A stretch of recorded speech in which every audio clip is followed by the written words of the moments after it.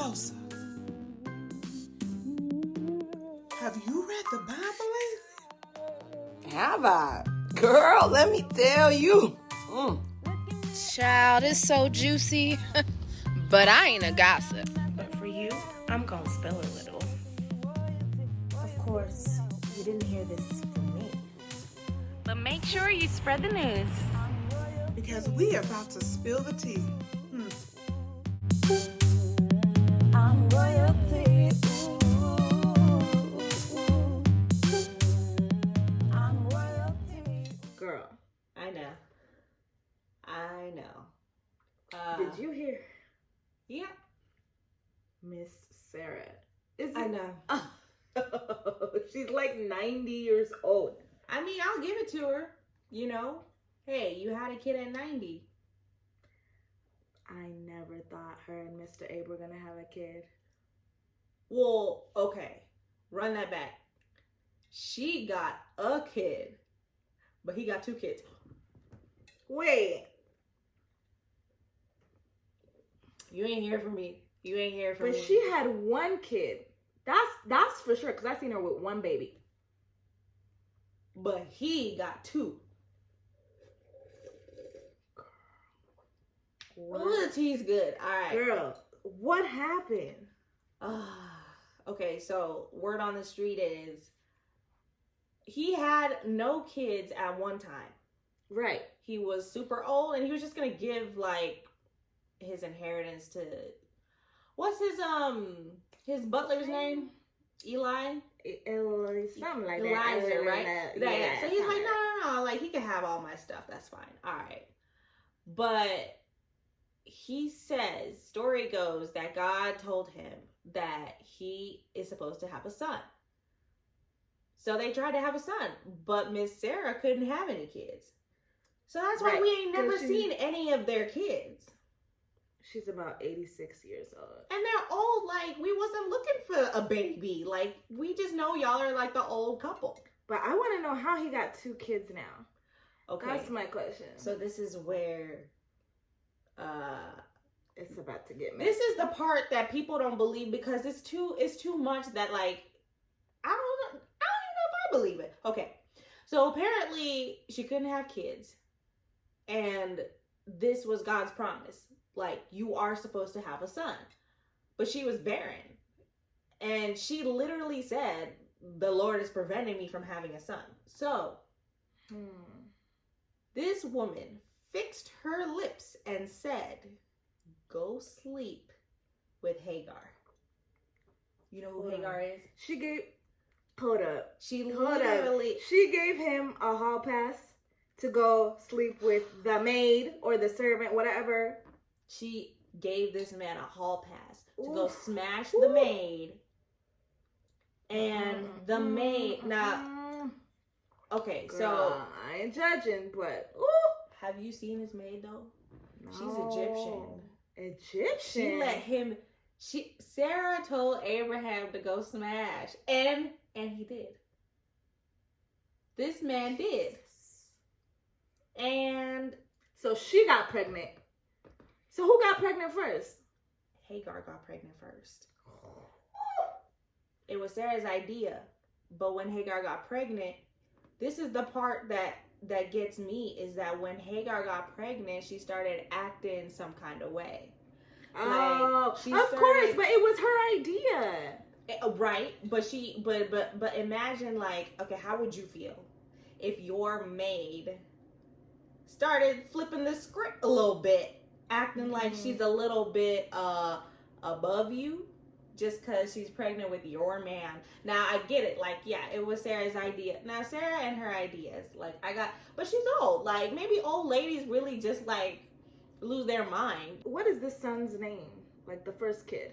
So she... With the maid. Well, she found out, okay, so she ran away because Sarah wasn't having this attitude from Hagar all over the place. So she complained to Abraham, and Abraham said, deal with it. So Sarah was like, all right. So Sarah started acting up and mistreating Hagar. Hagar ran away. And when Hagar ran away, an angel visited her and told her she's going to have a son named Ishmael. so that she needs to go back. So she went back, had a son, and that is Abraham's first child. That's why he got 2 kids. But they should have just waited. Like, I mean, I know. Like, if God promised them a kid, why would they try to, like, force it, you know? But girl, okay, let's just say this. I'm 86 years old. Like, in my mind, if I feel 86, do I even think there's a possibility of having a child? As women, I feel like we hold on to promises. And sometimes we get so impatient and so obsessed with promises, we'll go around and kind of make it happen. That's the thing. We've all done that. Like, if you ever wanted something bad enough, you were willing to do whatever it took to go there the quickest route, especially because they kept trying and nothing was happening. Dust. Like, she wasn't getting pregnant. So she's like, oh, I got this idea. Let me get Hagar to hook up with Abe and... But imagine your idea getting that dark and that out of whack. Like, that's how desperate she was. I mean, she was desperate for a child to finally have something of her own. And I guess after that promise was not, ready to wait. Right. Which I can understand. I could relate to that. I've definitely rushed into some stuff because I wasn't willing to wait. And she waited quite a while, I must say. Gotta give it to her. Listen, 80 years now. Oof. And Ishmael was born.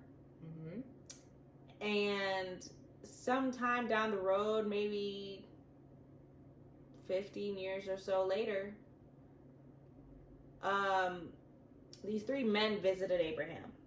And they told him, as Abraham was serving them, they told him, this time next year, you're going to have a son. And his name will be Isaac. And she overheard this and laughed. Because she's like 90. She's like, me? I'm 90. Right. And she giggled, she laughed, and it happened. So here we are. Like Miss Sarah really had a baby. But I could just see her, like, overhearing it. Imagine overhearing it, knowing you are 90-something. Overhearing, me? I'm going to get pregnant? By him? Right. Sometimes as women, we get so obsessed with promises that we actually cut corners to make them happen. Absolutely. But that's where the biggest valleys came from, was me trying to help things happen, trying to go like the quick route or cut corners. That usually led me down the wrong path. So exactly, I get it though, for real. I can understand the legitimacy of the need of her wanting, to make that promise come forth, but the way she went about it, some would say it's questionable. But it was bold. It's bold, but a lot of, typically in today's culture, I don't know that a lot of women would want to, encourage their husband to sleep with their servant for them to have a child. That's why this story that just shows you the desperation of it all. Yeah, it's desperation. So what have you learned from this story? Man, I've learned that a promise is a promise, and if I'm 86 and I still don't have it, then I'm gonna live a long time. I learned to be patient and not rush and try to help God. Not try to help God, because when you try to help God, it may seem like you got away with it for a while, but ultimately you're gonna have to sacrifice, and you will have to face that.